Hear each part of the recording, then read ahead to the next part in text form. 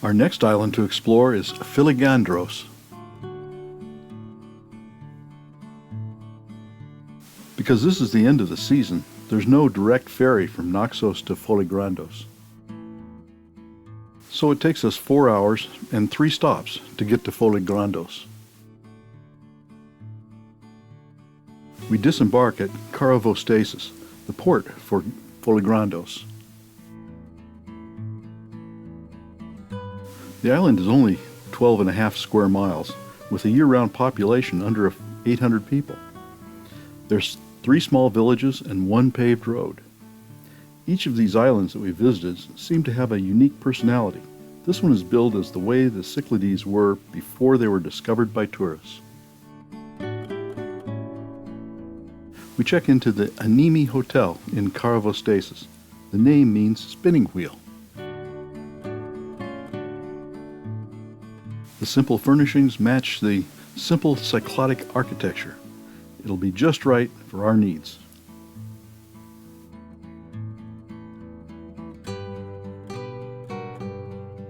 Our patio with a blue pool looks out to the blue Aegean.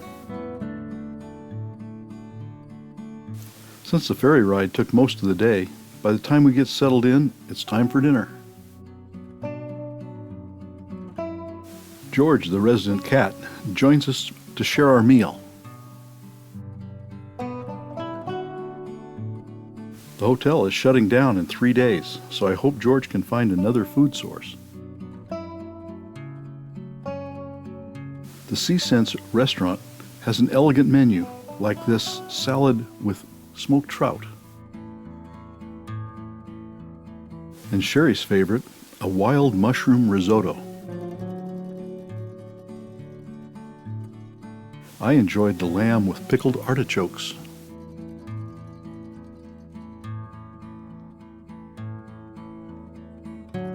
We asked our waiter where the specialty items came from, like the smoked trout.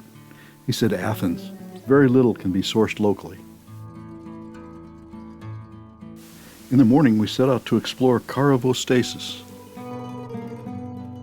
There's a pebble beach lined with restaurants, shops, and small hotels. We climb the hill behind the town and look out at the barren hills. Looking the other direction, we see a rugged coastline with small beaches in the coves. In the distance are more islands. One thing Folegandros appears to have going for it are its beaches. We walk back to the hotel, looking for photo opportunities.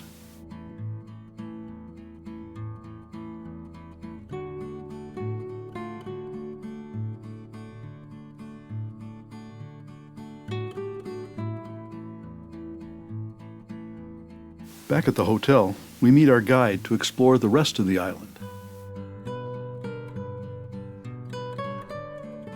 Our first stop is the Chora, the main village of the island.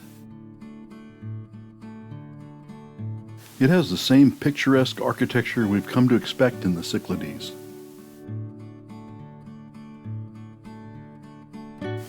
The modern Chora was the site of a city-state as early as 425 BC. It's not uncommon to see elements from old buildings incorporated into newer ones. The oldest surviving buildings in the Chora is the Castro, or castle, built by the Venetians around 1215 as a defense against pirates. It's hard to imagine what it's like to live in a building that's been continuously occupied for over 800 years. The Castro is strategically located on a cliff 600 feet above the water. The largest church in the Castro is the Church of the Virgin Mary Paternoster. It was built in the beginning of the 18th century. The rest of the town has grown up around the Castro. There are 3 squares where lime trees shelter the customers of the restaurants that surround the square. We find more pictures around every turn of the winding streets.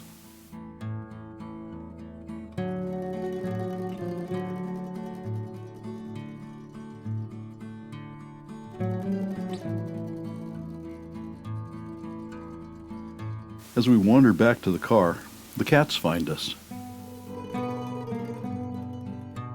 The people of the islands seem to appreciate the cats. Most are well fed, either because they're good hunters or have a good home.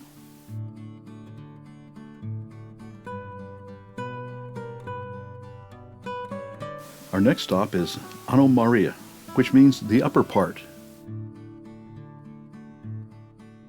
We take a look back at the rugged coastline.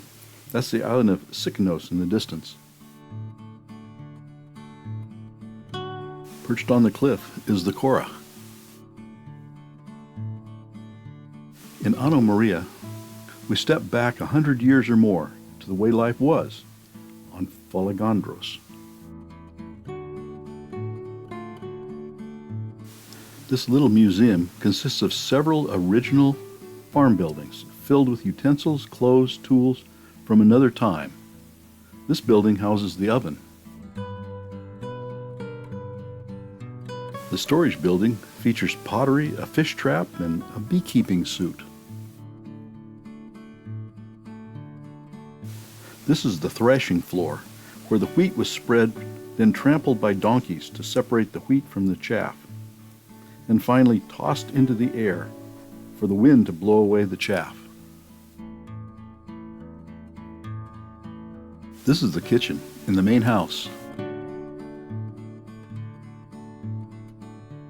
And the pantry. Note the old irons on the bottom shelf.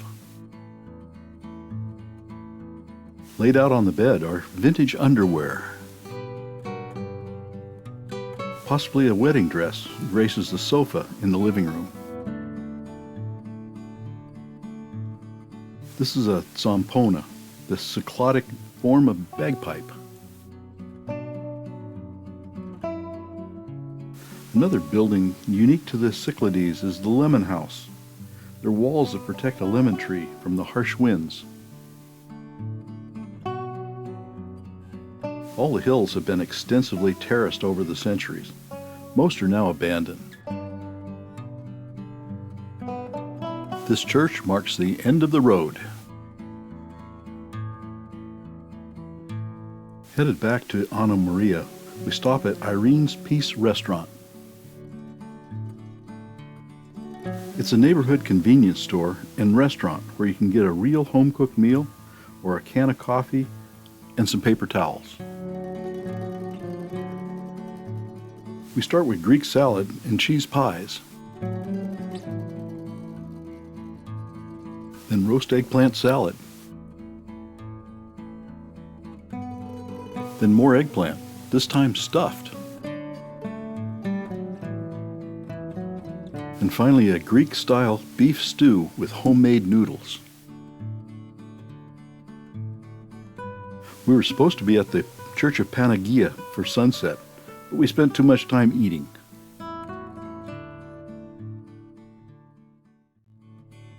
So we run up to the church as fast as we can. The church sits on a hillside overlooking the Chora.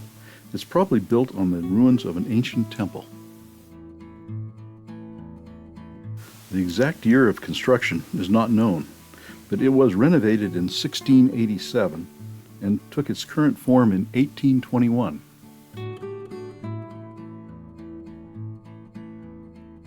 Today we're exploring the southern coast of Folegandros by boat. We meet our guide Tolas at the harbor and off we go.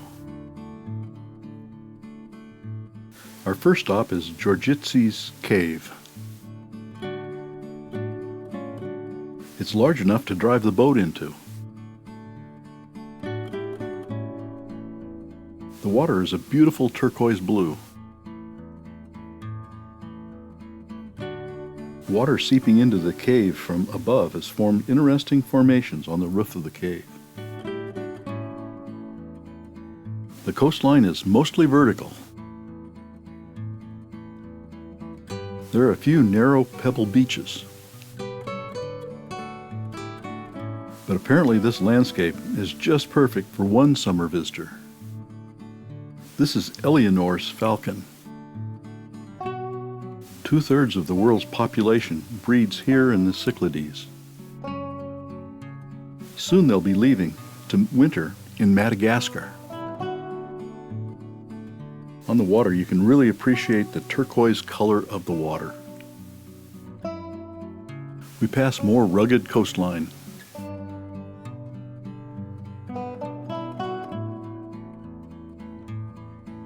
Finally, some habitation. This is a gully beach. It can be reached by car, so it's one of the most crowded beaches during the summer. There are a taverna and a few rooms to rent here. These two small chapels are on the trail between Agali and the next beach, Galifos. Galifos is a very small beach favored by nudists.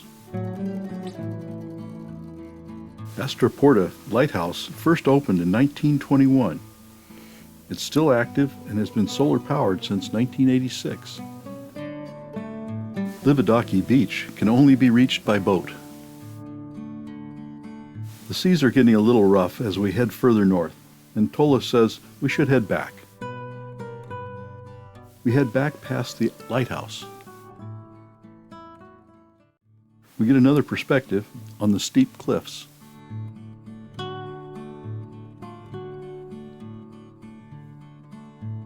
We spend some more time trying to take pictures of the Eleonora's falcons.